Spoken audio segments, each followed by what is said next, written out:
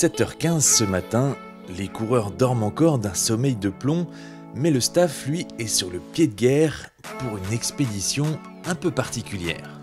J'ai fait un petit défi aventure avec le staff. On monte en forêt, aller voir une cascade, et après on rentre pour attaquer notre journée de boulot.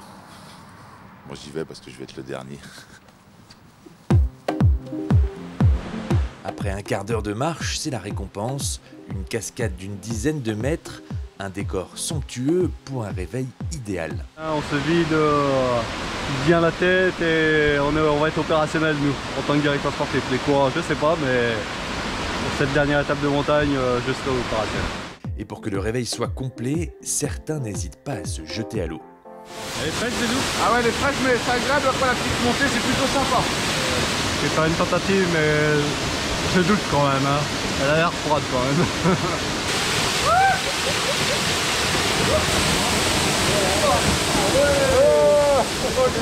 C'est un Spartiate! C'est un Spartiate, ouais.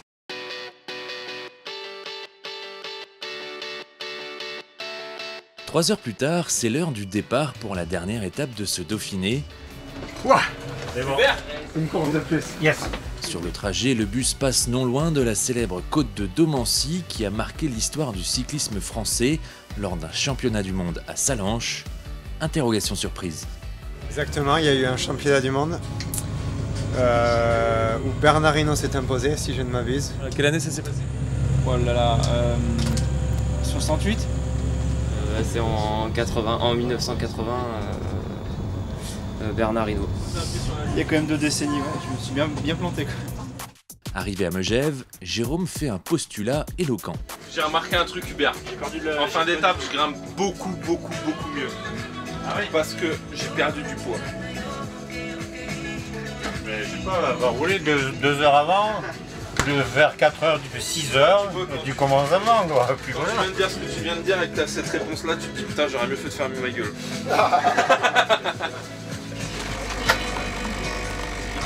2e café du matin, c'est indispensable pour se réveiller pour le départ, histoire d'être bien vif. Le parcours est encore aujourd'hui un vrai chantier. Le scénario de la course est difficile à prévoir.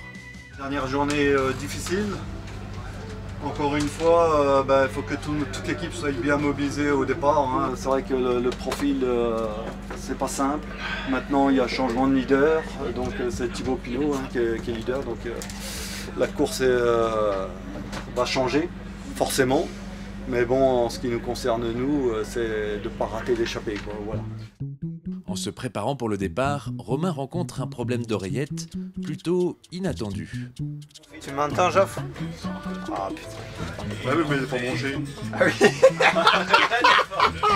Oh non, c'est important, ouais. Surtout une journée comme ça où il y a beaucoup de cols, beaucoup de mouvements dans la course, il va se passer beaucoup de choses.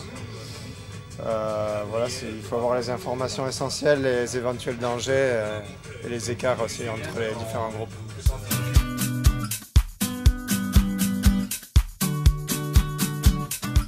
Une course très mouvementée et une belle bagarre pour les échappés.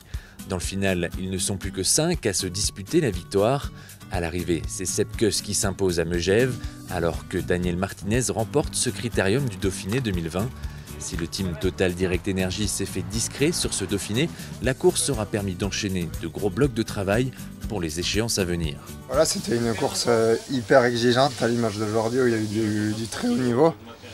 Ça a été dur tous les jours, très montagneux, avec un niveau égal à celui qu'il y aura sur le Tour de France. Donc voilà, ça a été exigeant et difficile tous les jours, mais je pense que c'est une excellente préparation pour la suite, même si on était là aussi pour essayer d'être acteur. Mais voilà, je pense qu'on en ressortira grandi de cette épreuve. Le critérium du Dauphiné, c'est terminé. Place maintenant à la prochaine grosse échéance, le Tour de France. Mais avant ça, la semaine à venir est chargée en termes de programme de course.